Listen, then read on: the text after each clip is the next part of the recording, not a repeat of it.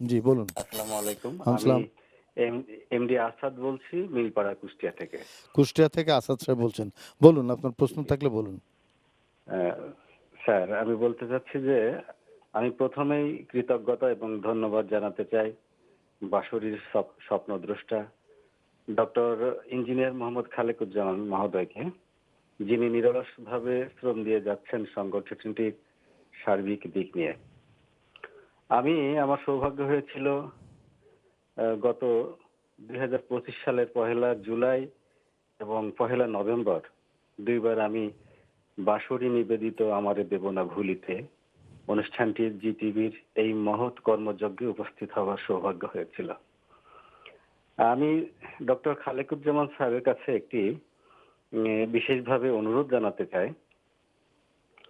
বাংলাদেশের প্রত্যন্ত অঞ্চলে যে সকল ছড়িয়ে ছিটিয়ে থাকা প্রতিভাবান গানের শিল্পী, আবৃত্তি শিল্পী, এনাদেরকে যদি জাতীয় কবির সাহিত্যকর্মকে নিয়ে আরো সুন্দরভাবে তুলে ধরা যায়, তাহলে আমার মনে হয় তার সৃষ্টিকর্ম আমাদেরকে পরবর্তী প্রজন্মের কাছে একটা বিস্তার লাভ করবে।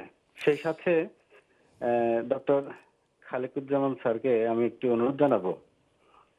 কাজী নজরুল ইসলামের শিশুতোষ সৃষ্টিকর্মকে শিশুদের অংশগ্রহণের মাধ্যমে বিশ্বময় ছড়িয়ে দেওয়ার একটা বিশেষ অনুরোধ রইল। অনেক ধন্যবাদ আসাদ সাহেব আপনাকে আপনার প্রস্তাবের জন্য। এখনই আমি খালেক ভাইয়ের কাছে যাচ্ছি।